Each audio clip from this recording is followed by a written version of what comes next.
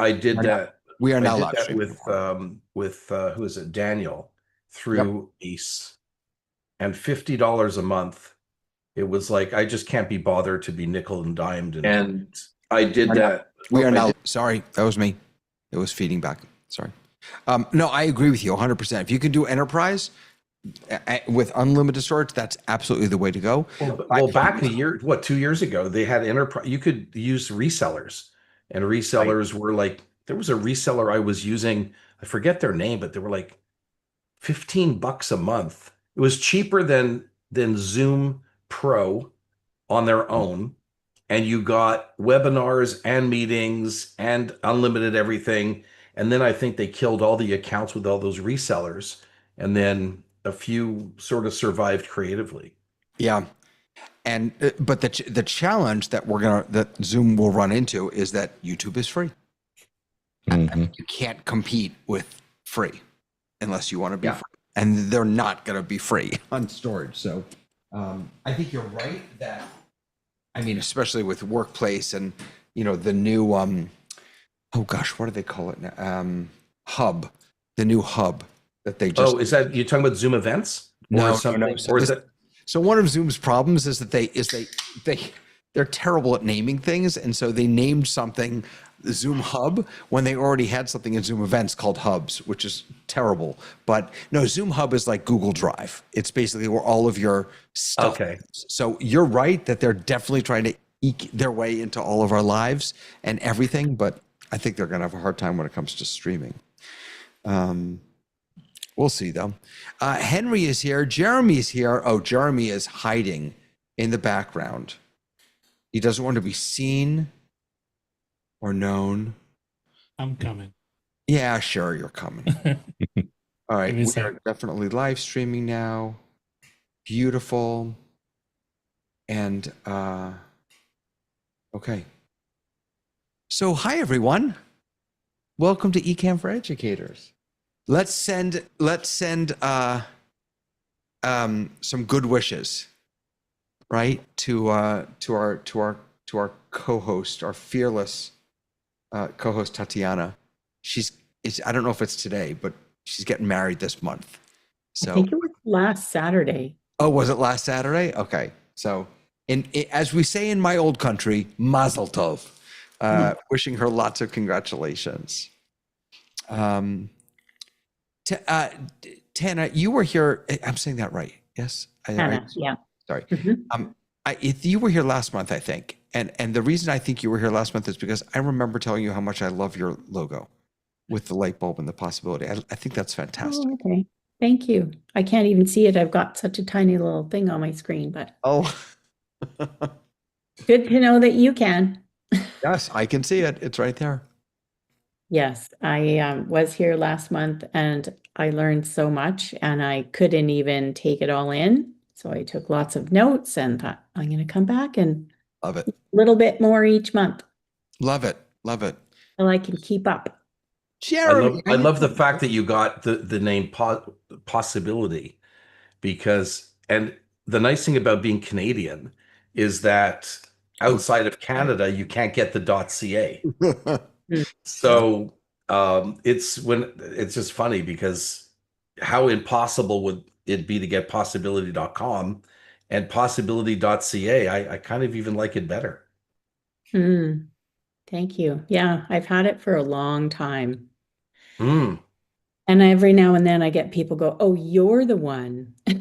Because they wanted it. Yeah. That's been funny. For the low price of 8.4 million US, right? You could get that. I was just going to say, I'm looking it up also. It doesn't say, there's no price available, but yeah.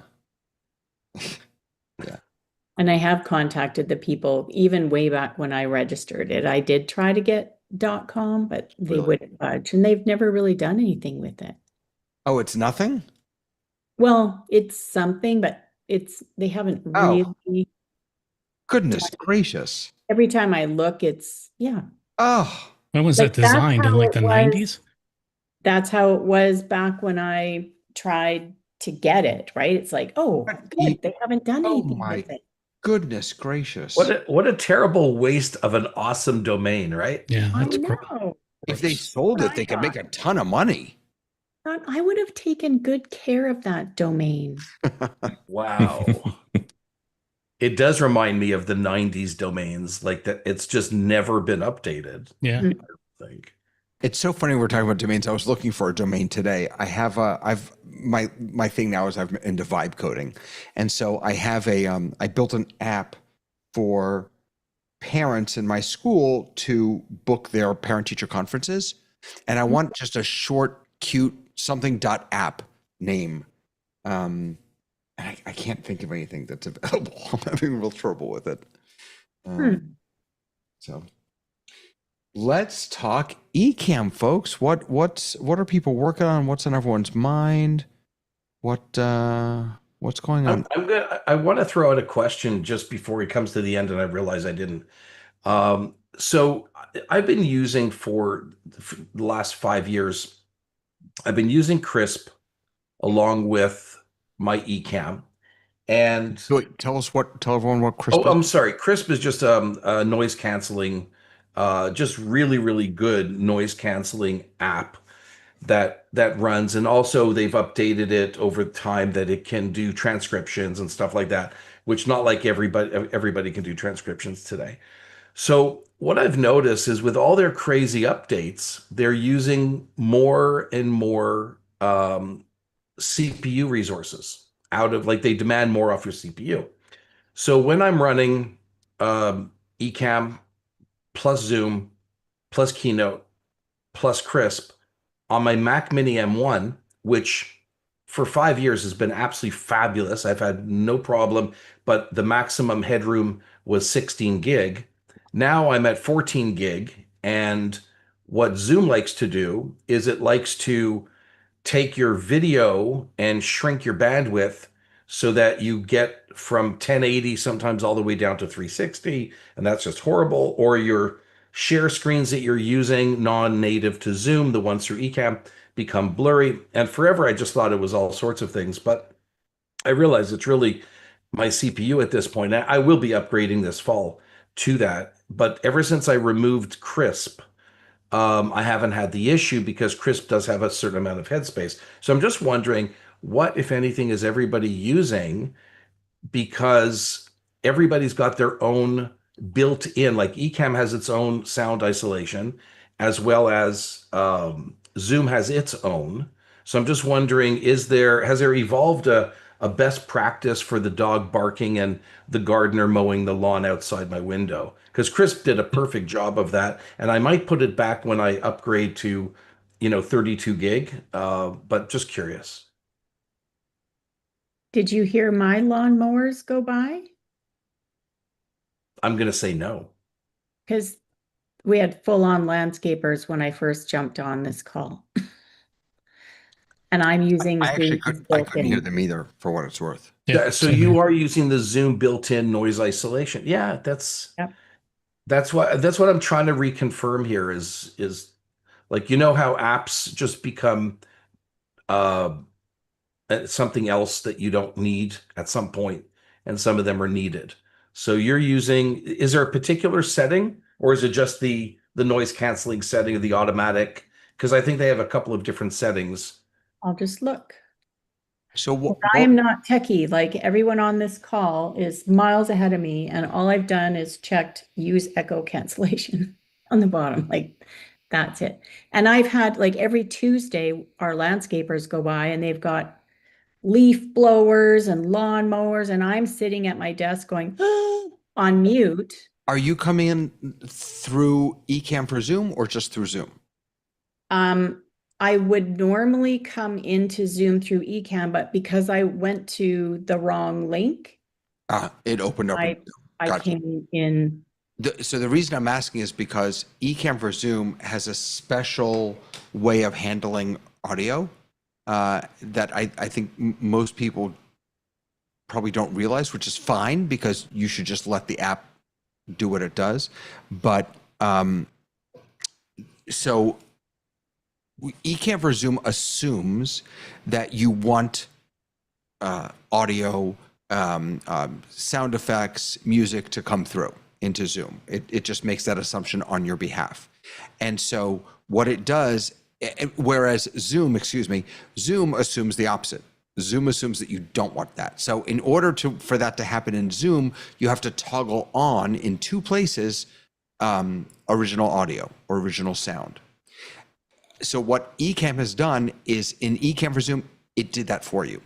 So when you join a Zoom for Ecamm for Zoom, it automatically turns on original audio. And in fact, it disables your ability to turn it off by default. You can touch any setting you want in Zoom's audio. If you're in Ecamm for Zoom, it doesn't matter because Ecamm takes it over. And you see those settings over here in your preferences. So you go to Zoom, and then there are two of them. There's Zoom audio processing. So this is, do you want guests to hear your music and sound effects or not? And by default, it's set to disabled, which means Zoom, this I find a little backwards, but it means Zoom settings are overridden. So Ecamm's in charge. I change mine because I don't want noise coming through. Like if I want noise coming through, I want to choose that. I'd rather have the background noise removal. And then the other thing is manual audio mode, which is which allows you to select your mic and things like that. And again, that's all sort of disabled when you use Ecamm for Zoom because Ecamm just takes care of it for you. So I say all of that to just ask Tana, when you join for Ecamm for Zoom, you can change whatever you want in Zoom. It doesn't matter because Ecamm's taking control. My personal practice is I always use Zoom's sound, whatever you call it. But let me pull it up here. Come on. Oh, there you are. Nope, that's not it. Where'd you go? Sorry, I'm trying to open the my settings. There it is. So here's my Zoom settings. But so here it is. I keep my audio profile on original sound for musicians, which means that I have the toggle up in the top to turn original sound on. I just keep it off most of the time. So it's always available to me if I need it with a simple click. But the other thing to know is that if you use Zoom background noise removal, oh, see, this is not set correctly. I always put mine on low. I don't want Zoom to take out all the noise. I just want it to take out some of the noise. So if I do a sound effect, you should be able to hear that. Yes. Even though I'm not using original audio. I wonder if you can hear if I do one. Try it. Where's my sound setting on?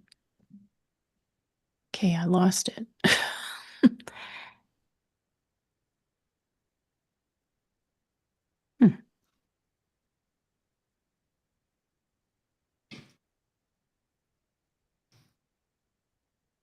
Okay, there's a sound effect. Nope. Oh, I'm doing a presentation tomorrow morning at 7 a.m. So that's a good thing to know. So if you look up in the top of your Zoom window, do you see where it says original sound for musicians off? No, because I actually don't even know how. I never go to Zoom settings. So I don't even know how to get there with Zoom open. It's So not an if you're option. using Ecamm for Zoom, don't even worry about it. But I didn't come in that way, but I am using my controls in Ecamm. So if I take it off and do that. No. Huh. It's still firing the sound effects. We just can't hear it because Zoom is filtering it out. Okay. So again, when you join tomorrow, if you join using Ecamm for Zoom, don't Which worry. I will.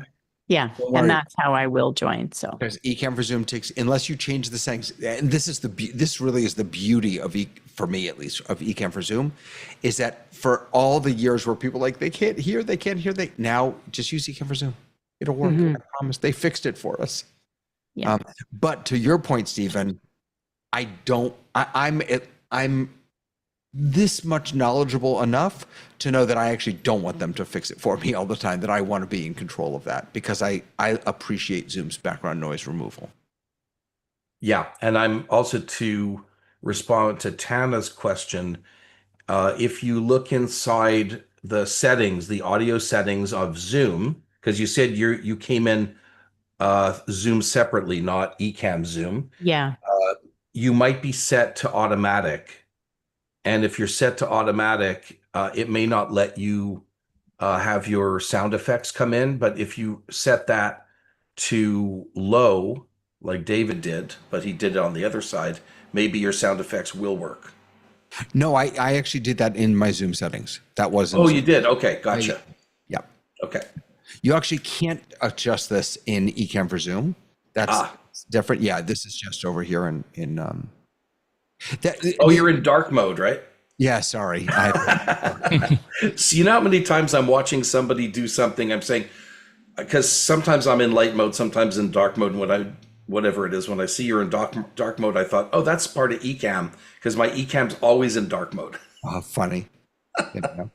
You know what's sad about using dark mode with Zoom is that they came out with really nice new colors and stuff in Zoom. You don't get any of that when you're using dark mode. True. So, but yeah, I did this all in Zoom over here. So, in any case, good luck. What's your presentation about tomorrow, Tana? It's with a speaking coach. I'm just doing a 8-minute whatever. So I've set up all my slides in Ecamm and my sound effects, and then I'll just get feedback and then go back to the drawing board. So it's awesome.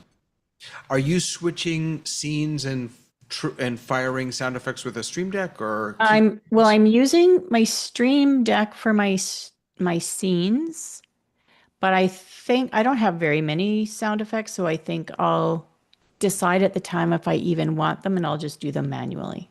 Gotcha. You know, you can get the Stream Deck mobile app for free, and you can have 6 free buttons on the mobile app, which is fantastic. I used to do that all the time.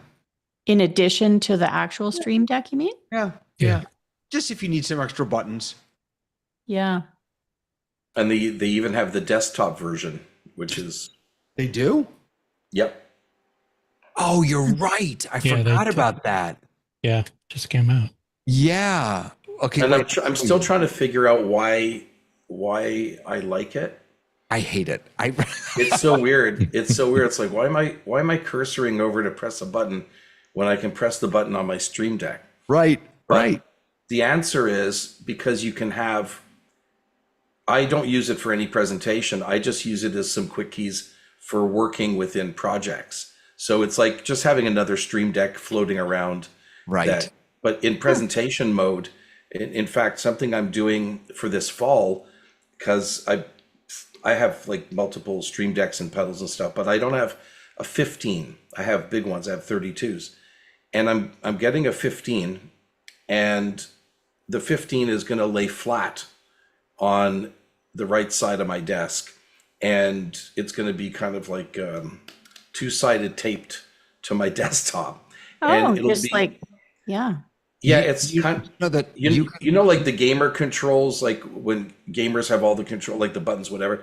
And the reason for that is because what I realized is that I can't do my 32 button deck blind. I can't do it. I have to see where I'm going. Although I can always like feel for the upper left or the lower left, you know, I can do that. But on the 15, I can get to every key blind because we have 5 fingers, right? So if you think about, like, you can always get to your emergency keys. And one thing that it has, which I didn't realize forever, it has that raised button like we have on our keyboard, you know, on the F and the J key. Oh, for knowing where your fingers are. Yeah, for those touch typist people that I'm not. But it's right in the middle. So I can always, and I'm going to program that as my my OMG, like everything's going crazy and it's like a reset key. It's like it'll just bring me back to like this. I don't need to be an Ecamm to look like this, but I have a button that just does plain Jane. Here I am on the screen. So in case anything goes wacky, I could press that button and just come back to, and then regain my where I am type of thing. This is my I hear Wow. you so much. This is my 15 right here, and I Yeah. just rest my hand on it, and I know that my thumb is always by the mute button. This finger is always by the end button. Yeah, I can just feel my way around it. You really have 332s? Yeah, Wow. Okay. yeah, a bit of I They don't used to even call know me how Mr. to. Excessive. Wow. a bit of a problem. But you know what? I wanted to actually show you this. So this is the virtual thing, Tana. This is if you in the Stream Deck software, you Mhm. go up here and you can click add add virtual device. And then it brings it up here. So here's my virtual device. And now I can add, if I want to, let's see, let's do a scene, run scene. Let's put a run scene button there, and I will change this to whatever. I don't know. Change it to I don't even know what this scene is. And now when I click on it up here, it's going to change the scene. So yeah, you could add some to your screen also. So if I click add mobile device, it's going to add another panel of buttons to my desktop view. For the mobile devices for your phone. But will I? Mine, I have all. You can see all the different Stream Decks that I have. I mean, Yeah. I even have a couple virtuals here that I don't use, and you can just toggle between them. Oh, Just set them up however you'd like. well, look at that. Yeah. Cool. Yeah, and Elgato has lost their mind. I used to complain that they don't do new upgraded equipment on Stream Deck, and then they come up with 45 different Stream Decks all in the same 6 months, because now they have the scissor keys, which are like, I don't know, do I want that? I don't think so. But they have the scissor keys, they have the regular keys, and they have the modules now. And the modules are cool if you're lucky like me and you have one of your adult children who loves his 3D printer, and you can print whatever box you want and place it anywhere you want. I was So- thinking, when you were talking about your desk, I was thinking, man, you should cut out a hole in your desk and get one of those things and just drop it in the desk. You can see I'm what I actually did thinking here. about doing the module and then having him build one that just attaches to my desk. But yeah. Sorry, Jeremy. What were you Yeah, saying? you can see I 3D printed, so I've got a 15 key Wait, and wait, a Stream Deck Plus, and I printed a little case Wait, for show it, us. so We they're can't just see. stacked. You can't see. Oh No. wait, sorry about that. Hang on. I mean, you're beautiful and all, but Well, Yeah. thank you. I must have the wrong camera selected. I do. Hang on. Give me 1 second. yeah, take your time. It's funny you mentioned the There we go. scissor keys. Oh, there we go. Yeah, so you can Are see. you using an iPad as a one also? Yeah, so this is for the camera controls in the sanctuary where I live stream from. Gotcha. So I can, when I'm doing that, I have a combination of this, but these are all going through Companion out to the church, and I've got Splashtop running on my desktop. So what's really cool about that And you is got a drink right in the middle of all that tech. Oh Yeah. man, Well, it's covered. That's stressing me covered. out. It's covered, man. It's all good. Let me see here if I can get my desktop in here. Yeah, the when you mentioned the scissor keys, Stephen, it's funny because I listened carefully to that announcement, and they actually sounded louder to me than the ones that we have now. I'm very happy with these keys. I never noticed I needed them. Like I agree with you. I thought they were. I thought my keys. If you could hear my keys, good luck. I mean, I don't think I agree 100%. they're not. They're not really like a mechanical keyboard where gamers buy mechanical keyboards because they love the feel and the sound. But no, I never. Sometimes you don't know you need something until somebody tries to sell it to you. I hope I don't get hate mail for this, but I've never understood the clickety clackety keyboards. I don't. Oh, I've got two gamers. Two of my two of my boys, my kids are in their 30s, but they are serious competitive gamers, and they're all about very expensive Really? mechanical keyboards. Yeah. Wow. That's fascinating. So let me go over here. You can see it's upside down, sorry, but this is the camera and this is 60 miles away and I'm just sitting there, It's awesome. A heck of a zoom for 60 yeah, miles. That's great. yeah. I know, right? You're giving Google a month for the money. Yeah, I've got a 6 million millimeter telephoto lens on here. Well, I was going to say you have it on the end of a telescope or something. Yeah, Look it's at that. suspended above. It's up at about 2,000 feet too, just so I can get the curvature of the Earth, and it's pretty good. But no, Wow. but that lets me control everything. So I don't even have to go up there. I go there once a month to get my paycheck from them, and everything else I just do from here. Wake up in the morning, 30 minutes before the service starts. I could be in my pajamas eating breakfast while I'm producing the entire thing. It's really nice.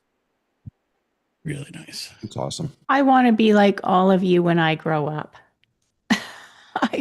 That's What's awesome. growing up? I don't understand. Then you end up like, what screen am I on? Which camera am I using? It's God. I'm actually more envious of the people that pull this all off on one MacBook Pro with one camera and one mic, and they've just got, there's just nothing else that they have to think about. And which is true, because if I were to show you how many microphones I technically have, because every camera has its own mic, every mic has its own mic, and then you go on, and then screens, and oh my gosh, it's like, no, it's a wonder I can turn this thing on in the morning. Wow. So Tana, one thing I realized in joining the Ecamm community is you start where you start, right? Yep. And it's interesting because I'm in the process of switching some of my background in lighting and things of that nature. I started with, the traditional green screen with the crazy holes in my glasses because of the terrible lighting, right? I already have, bifocals. I just like I look like an alien. I'm actually looking back at some of my old videos and pictures. I just look possessed.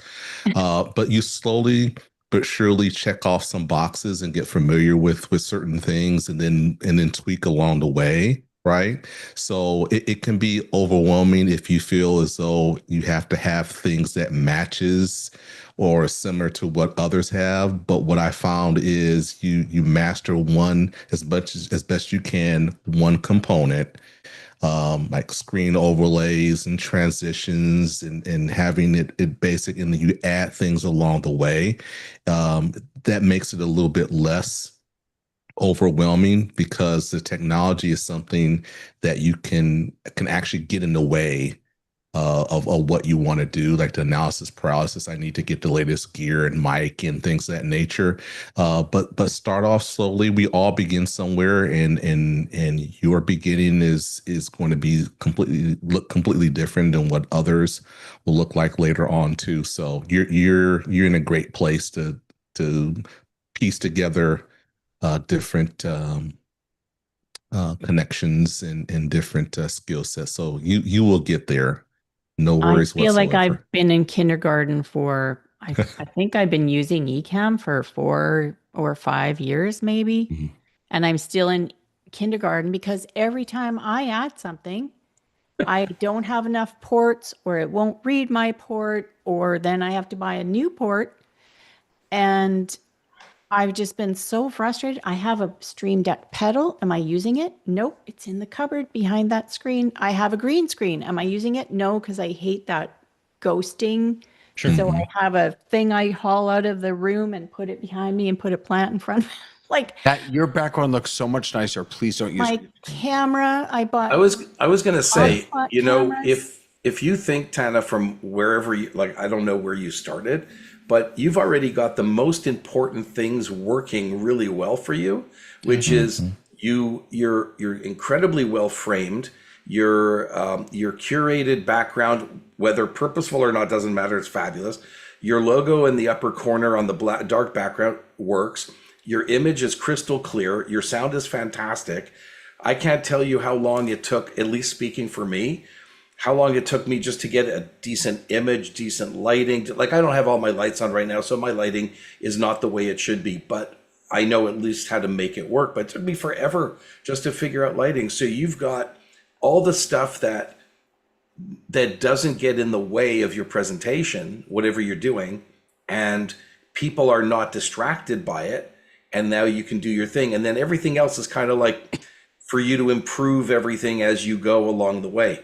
But, you know, just the way your mic comes in, everything comes in, like you're slightly off center. If that's on purpose, I hope it is, because it's fabulous. You know, you don't have to always be kind of where I am and stuff like that. So, yeah. And I did want to say, Darren, I was going to ask you where you picked up that really innovative shelving system, because I haven't seen that. And I love the fact that how sparse it is, and that you can still have your colored background and stuff like that. As you can see in my room, I have overloaded curio cabinets, and there's reasons for that, and I'm okay with that. But I just love that design of how they flow in. Have you had that for a while? Did you find that? I've just never seen that particular style of shelving. So this is kind of what I was talking about in terms of adding some things. So before, I had in the to my left, your right, I had something in the corner, like a corner shelving system with a light down the middle, but I had nothing over here, and I just found that to be uneven. So it's Amazon. I got an Amazon a purchase from Amazon. They're two separate bookshelves, and I bought them a couple weeks ago.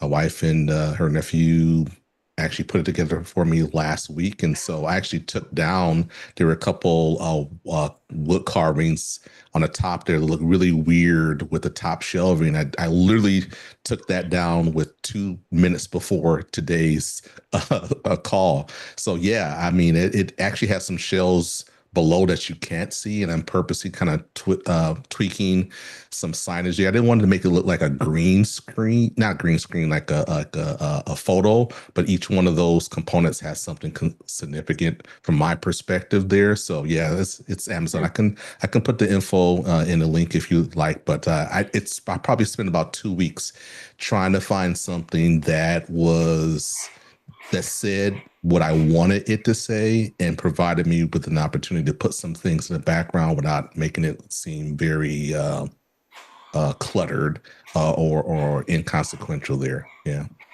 Mission accomplished. And that's what I love about when we see each other, is that you can get ideas and you can see what other people are doing. And at the end of the day, everything is right because it works. And you get the result you get the instant feedback from the people you're talking to. They'll tell you, right? Like everything from you're on mute to I can't see you clearly to your Zoom screen is blurry. I mean, I can't, people let you know. But it's a good look because I haven't seen it before.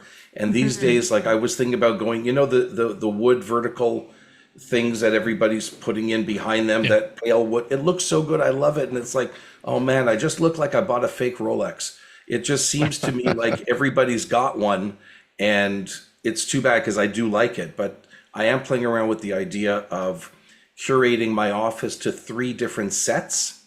And I got that idea a little while ago.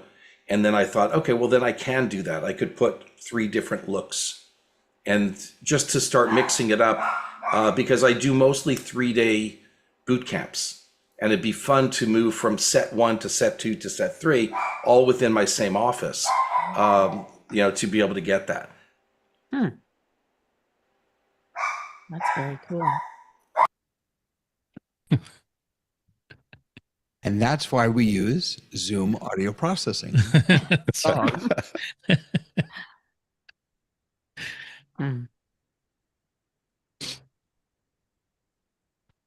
What else is going on for people? Anyone working on anything exciting? One of the things. Oh, No, please go ahead. Please go ahead.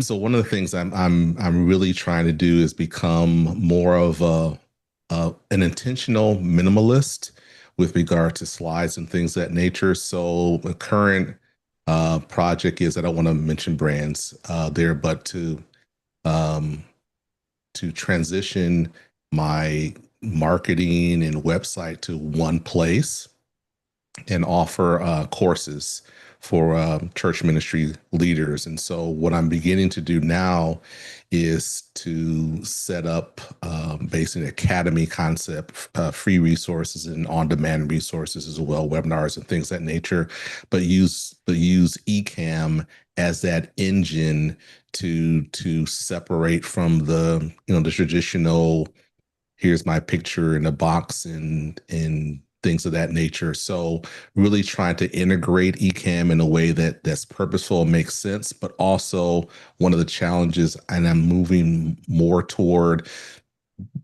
bullet ideas or specific topic overlays because I don't have the time or the patience to create things in Keynote. Although I would like to get there, I have a lot of information and want to really be able to pull things together there. But the interaction with regard to webinars and things in nature is all going to be Ecamm based. So it's really helping me think from the perspective of how can I make this as intentionally minimalist as possible to not let technology get in the way or overwhelm individuals, but also to set it apart from more traditional non-Ecamm based experience, if you will.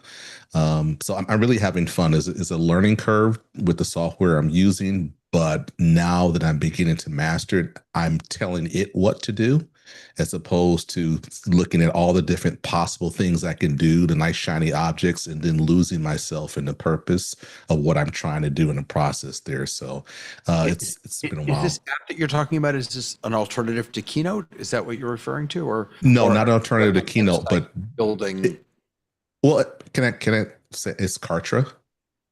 Kartra?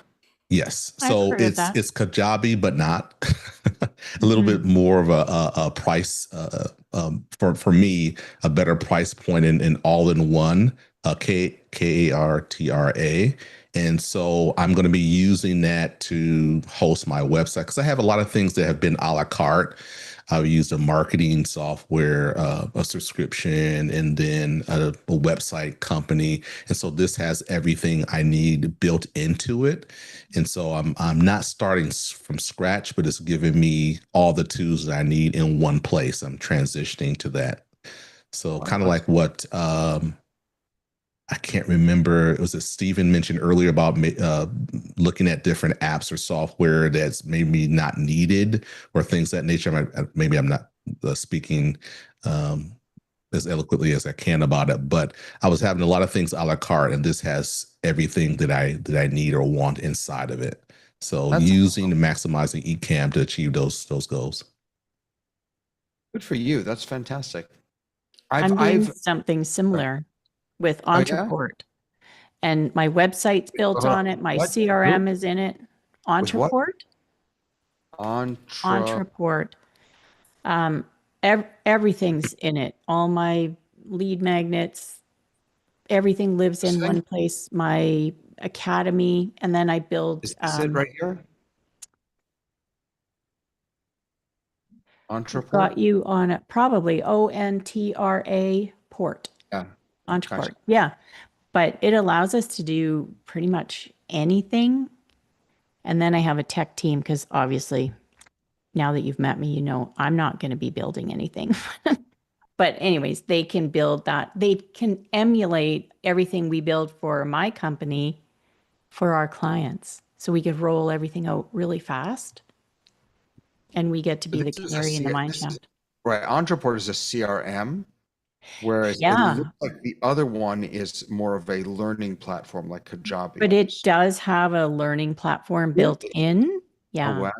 It does have all that capability. But Okay. again, like you said, like Ecamm, Zoom, Ontport. Like Yeah. so I can't do it. tried so hard to keep up and that looks cool. Oh, well, but I wasn't getting anything done. I was just window shopping and trying things and getting mad at myself. Something else that I found is because when I came across Carter through Daniel Cheese session, one of his sessions, and as soon as I saw it, I fell in love with it, but it wasn't the right time for me. This is over a year ago, and so that was my goal, and slowly but surely positioning myself to be able to justify from a financial standpoint, but also from a work standpoint of why I really need it. So, I found that once you begin to ask and answer questions about what you like to present, and have your genuine personality spring from that, the how you go about doing it is actually a lot less difficult, as opposed to looking at something and then trying to justify how it's going to work for who you are or what you want to present. Because from personal experience, I found myself just overwhelmed with all the different options available until I slowed down and said, what do I want to accomplish? Non-tech wise, just the concepts, and then find something that matches that goal and growing into it in one way or another. Just for what it's worth. Um, to consider as a strategy of understanding the things you want to do, because I think the technology is the bells and whistle. If the technology shuts down, you're not able to do the things you want to do. Will you still be your authentic you in whatever method that you want to present? Because there's always pen and paper. Mm-hmm. You know what? Realistically, sorry, go ahead, Rob. No, please go ahead, Stephen. I was going to say, realistically, all these different platforms have hundreds of thousands of users, millions of users, for a reason, because one size does not fit all. And what works for you may not work for somebody else. And also, it depends what your evolution is. Some of us that have been doing this for a long time, when you start with, very old stuff, it's kind of harder to get into the newer stuff because you're sort of trapped by the old tech, and you have to make that move, and you got to pull off the band-aid, like I did many, many years ago when I pulled off the PC band-aid. And but back then I was just tired of blue screens of death. So it wasn't like I did it because of Ecamm. I didn't do it because of Ecamm. I've been on Mac for 25 years. But the idea is that you have to figure out what suits you, and then also figure out what no longer suits you. So as an example, I use Zoho One as my main CRM. And the reason I have Zoho One as my main CRM is because the tech guys that I work are very, very quick. They know that inside out better than anything else. And I can get them to do stuff for me, but they'll build out all my campaigns, and they'll build out, it's not just a CRM, but it does have a membership component, and it does have a courses component. And I looked into them and I said, they're really not very good. And even the guys I work with said, listen, we would recommend either of these two platforms for your membership. I ended up going with Mighty Networks, and we just decided that we were going to process the sales inside of Zoho, and we weren't going to process the sales inside of Mighty until such time as we connected the two, which we're now able to do because they came up with a Zapier connection to be able to make it one less step for the buyer, right? You want to create the less amount of friction to the people that you're teaching. And so they had to have 2 points of friction, but I had the better CRM and I have the better membership site. And now they don't care about my CRM. Let's face it, that's a me problem. Nobody cares about my CRM but me. They care about my membership site. And if my membership site is phenomenal and their peer-to-peer is amazing and their experience is amazing, then I have to figure out what works for them and then back it out. and sometimes have, just have to wait till the things become available to be able to integrate. But one of my sons is a Salesforce integrator, and he's a Salesforce partner. And what's amazing is he doesn't tell anybody, but he does HubSpot and he does Zoho and he does everybody else, but he's a Salesforce, oh, Salesforce doesn't work for you. Okay, let's go to HubSpot. He doesn't necessarily like HubSpot as much as he likes Salesforce, but sometimes Salesforce is overkill for, like when I asked him, I said, Mike, why don't you build me a Salesforce? And he says, Dad, you're a solopreneur. He says, it's really not built for you. And I said, okay, fair enough. So I think that's where we all come back, and we have to be careful, as we've all had this problem of the shiny object syndrome, or gas, the gear acquisition syndrome. I think we've all been guilty of it. I have a yard sale coming up. If anybody wants to come by Montreal, I got tons of stuff that I'm no longer using that somebody's going to go, oh, that's really amazing for 50 cents. Thank you. You know what I just realized, Stephen, thinking back to the very beginning, almost 40 minutes ago, when we were talking about how Zoom is trying to take over everything. You know what would be perfect for Zoom to take over? A community, an educational community type of platform. I mean, it's already got the multicasting. It's already got the recording of video. It's got built-in broadcast quality switching. It's got chat. It's got everything. Like, they should build out a course module or something. I don't even know what you'd call it. That would be fantastic, I think. Well, the problem that they've always had is I had to do webinars because I didn't have access to Q&A. Now they added Q&A to meetings, so I can do Q&A in meetings, but they take away my panelist size. So I can't have panelists in meetings, but I can have panelists in webinars. Like, guys, why can't you just make a singular tool that, like, I've been wondering my whole life, why can't they just have one, or they both do exactly the same thing? One's a one-way conversation, one's a two-way conversation, and they haven't even got through that. So I'm always got to have a workaround, whether I'm doing a webinar, because I prefer to have meetings. Obviously, I prefer all my participants to have cameras on, but even their registration. I don't know, how much data wrangling you folks all do, but there's a fully automated, built into webinars, works all the time perfectly, registration system. And there's a less than perfect non-native version in the meeting system.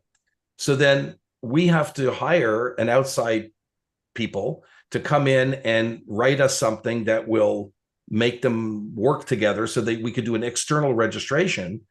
And yet again, that adds a friction point. So why they do that, I don't know. I don't have that. But you're right, David. It would be great if they would have that, because you would think natively that's where they are, or that's what they could be doing. But I do think that some of the other ones that are out there are doing such a good job at what they're doing. And they also have a different philosophy. Like, why, for example, did I pick Mighty over School or something else? It was just because I believe, this is just me, I believe in recognition without competition.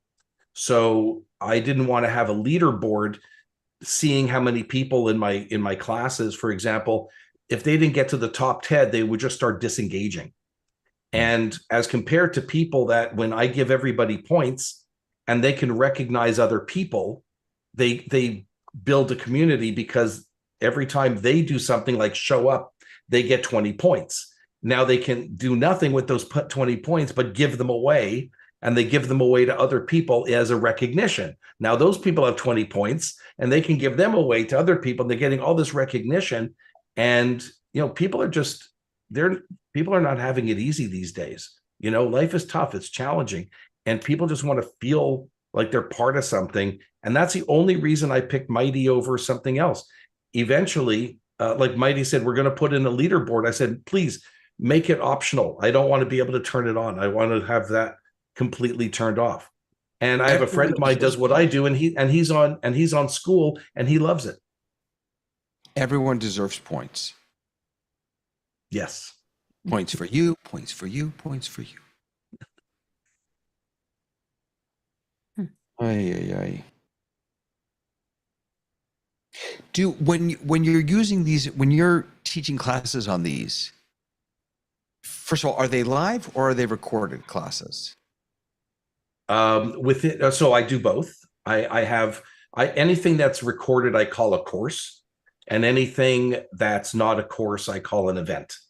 So I just use that. But you do them in, I guess maybe Tana, maybe your the tool that you use. What is the video piece? Is it Zoom or is it something built in natively? Oh, okay. So I can do both, and 99% of the time I Zoom with Ecamm. And when I do pop-ups, so the only time I use their native video, because it's very restrictive as to where you can put something. Anyways, it's not phenomenal, but because of when you RSVP, it counts and it gives you points for RSVPing, gives you points for showing up, and it can track you. So what I've done is I do everything that's important, like content wise, I do as an event on Zoom, but there is a link within Mighty so that they can still RSVP, but they get a Zoom link instead. They click the Zoom link, they go over to Zoom. If I'm doing a pop-up, which is what I call surprise and delight. So anything I do to, it's like, hey, I'm going to give you bonus extra value tomorrow afternoon, 2 p.m. Join me for half an hour pop-up, or I see 15, 20 people that are online, like are in the community with the green dot. And I go pop up, and it's like, hey, join me now. I'm live. And that has just a lot of cool stuff to it. But those are usually very short, and they're automatically kept in storage within Mighty. You can use the Ecamm virtual cam in these platforms. Yeah. Tana, do you ever do stuff through your platform or video? No, I haven't. No, I do the Ecamm to Zoom. Yeah. And record that way. And I would like to do pop-ups. I don't have enough courage, but I'd like to do them on LinkedIn. Like I just want to, if anybody's there, if anyone's interested in this conversation, hop in, here's a chair, like have the, active speaker view. But I haven't and done that's been great too. The active speaker view has been a game changer because it's one less thing to think about. Tana, I can give you a bit of advice, Sure. which is I think everybody would give you this advice. 1,000 people that have done it is just get that part out of the way. Get the I'm not comfortable because nobody has ever been. Get it out of the way. Realize a couple of things. Number one, somebody told me this. Chances are nobody's going to be there. So your first few, you might have nobody and you're talking to yourself, which actually works because your brain says, oh, I did these 3 pop-ups and it didn't matter that nobody's there. Then 2 or 3 people are there, then 4 or 5, etc. By the time you know it, you've done 10 of them. You've already gone over all those little whatevers. And in a year from now, you'll look back, especially if you were archiving on YouTube and you scroll all the way to the bottom of YouTube and go, oh my God, I did 47 of these. Nobody's ever going to see those that are at the end. Like they're just never going to go look at them. And if they do, it's kind of fun to see your evolution because people get to see that you started here and then you've upped your game. And nobody cares. Like really, I have to tell you, if anybody cares, they're not worth watching you, but nobody really cares. They're so much worried about what's going on in their life to care about how you come across. And I had a speaker trainer of mine, oh my God, 20 plus years ago. His name is Bert. And he said to me something that stuck. He said, go out there, warts and all, because people will love you for being real. And that's been true then, and it's true today. And today people use this word authenticity and it's overused, but just be you, whatever it is. And if you mess something up, nobody's going to care. Nobody's going to care. My daughter this weekend was doing a big show. We have a big rib fest in Montreal, and she's a singer. And she gets on stage and she does her mic check, and the mic craps out. And in the middle of the song, no sound. And she's taken the mic with no sound, and she walks over to her guitarist, Mike, And as she's singing in his mic, she's unraveling the mic and she's bringing it back to center stage. Then she's taking the mic over, and then one of the techs come on stage with a new mic. She's got two mics. While she's got a break with this mic, she's going check, check, no answer on this mic. Okay, I think I'm going to keep using this mic till they fix this mic. And then it took literally 7 minutes. And in the world of singing, that's 2 songs. And without missing a beat. And I remember when she was 14 years old, scared to death to go on stage, and she says, "What if my mic craps out?" And I said, "Honey, it's going to happen." And when better it happens when you're 14 than when you're 29. And if it does, you'll know what to do about it. And it's the same idea. Stuff's going to happen. Your tech's going to fail. If you're a scuba diver, you're going to run out of air. It's just the stuff that's going to happen, and you'll be fine, except for the scuba part if you don't know what you're doing. Yeah. Yeah. Thank you. I know that's why I've just reflected on looking at some old goals like this goal. And it's like, look at the recurring theme of what I haven't done. And it all has that is the common denominator. So that's why tomorrow I'm meeting with a speaker coach. I'm doing 8 minutes. He'll give me feedback. And then it is what it is. Like, I just can't not do it anymore. It drives me crazy. And it's all been because there are some people online and they're fantastic, but they ramble on and on. And it's like a 3-hour thing. It's like, I don't want to ramble for 3 hours for anyone ever. Like, I want to be succinct and respectful of people's time, clear, have a topic, let's talk about it. So yeah, I'm So getting exactly what close. you're doing now Yes. doesn't change. Yeah, I guess. But this feels easy somehow. This feels easy and safe. Yeah, It and starts. and so will It starts the that way. other.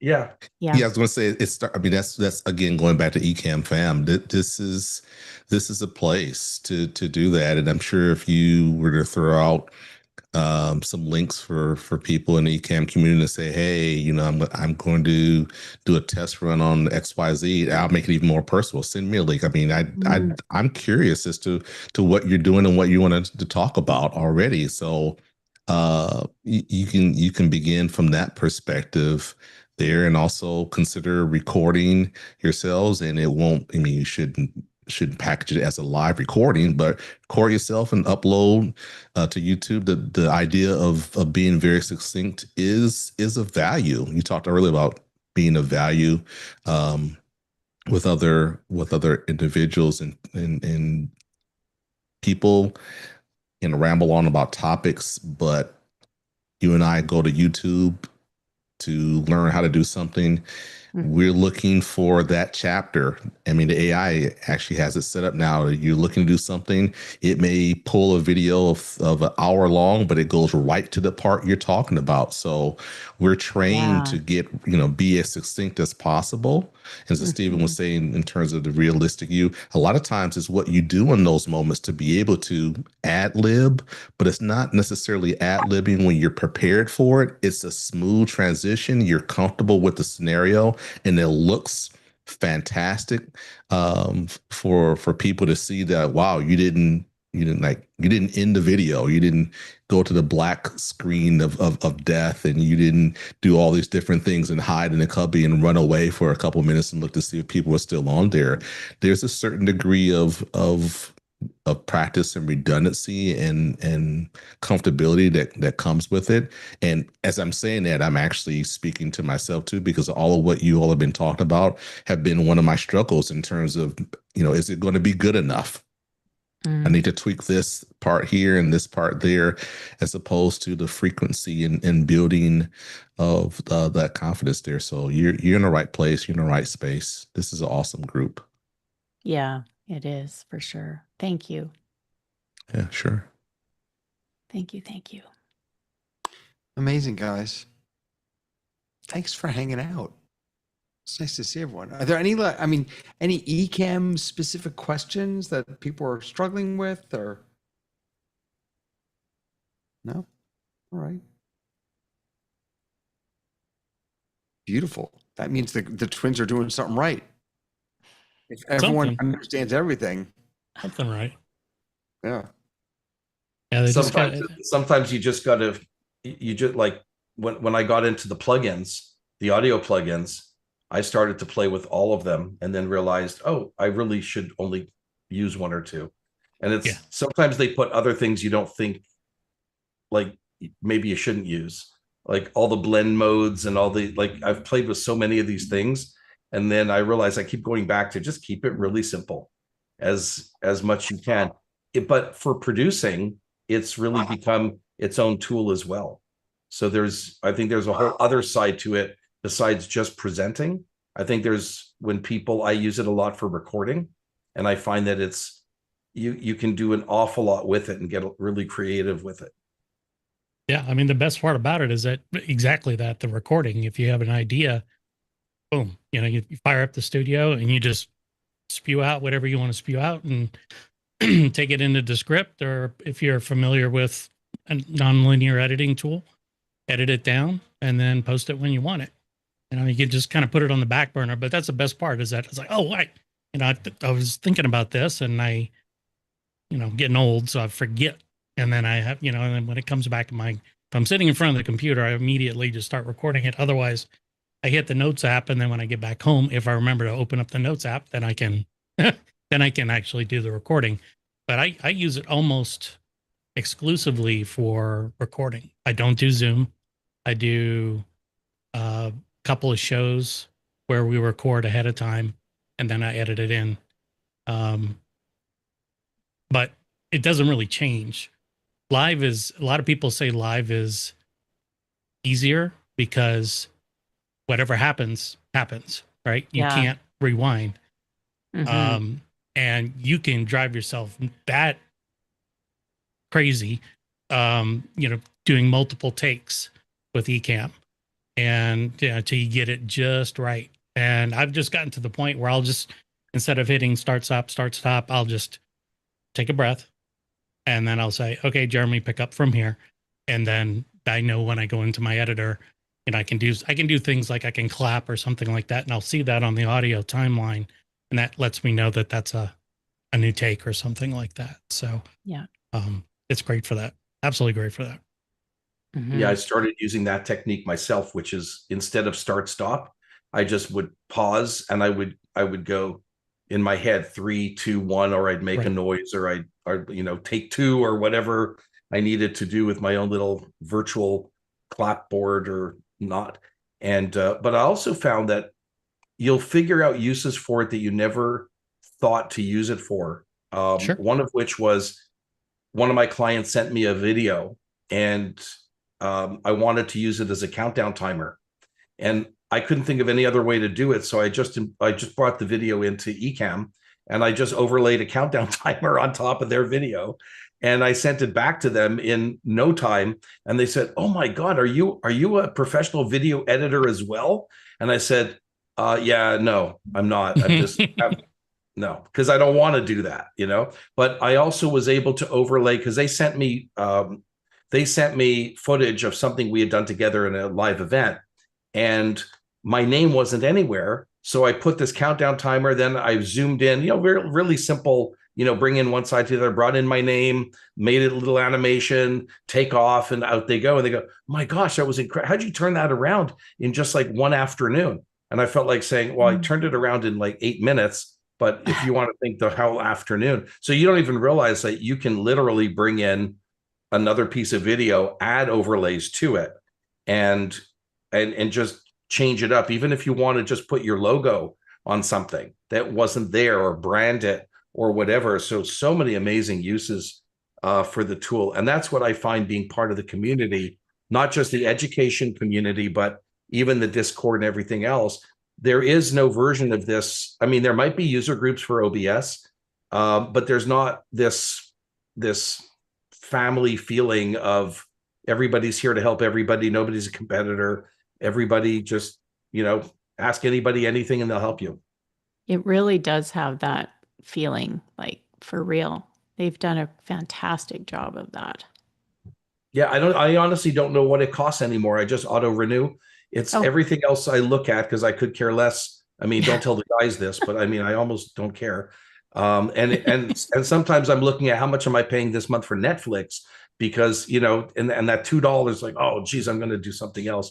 But this is a tremendous value, and it seems to attract very similar people, similar, not backgrounds, but just similar ways of people thinking. Yeah. Mhm. If you think about what it used to cost to do what Ecamm does, Oh yeah.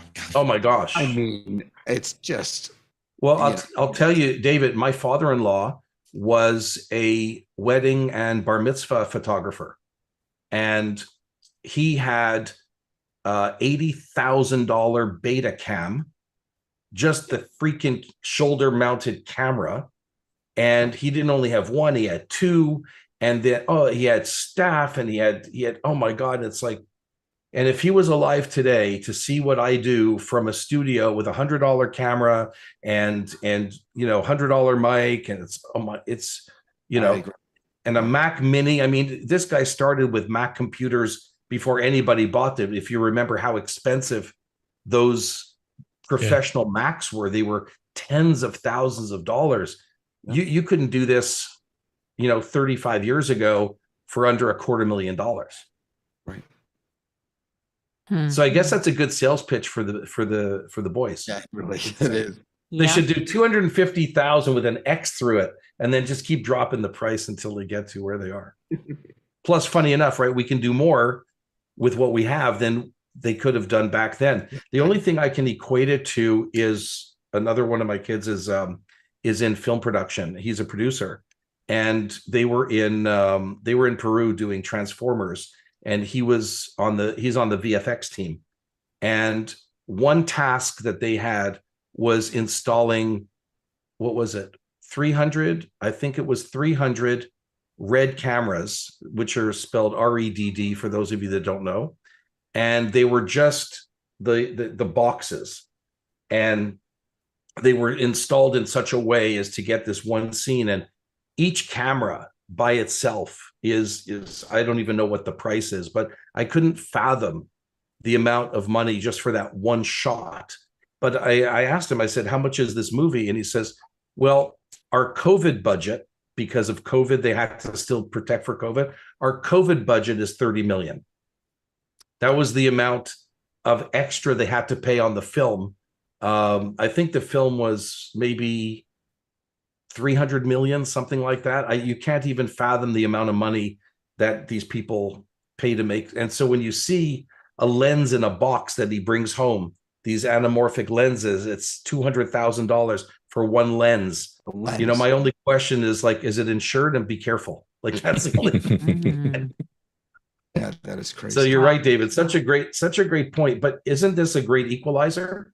It enables anybody, virtually anybody, to be able to get their message out and to have an audience. I can't think of a more exciting thing that brings it to the masses.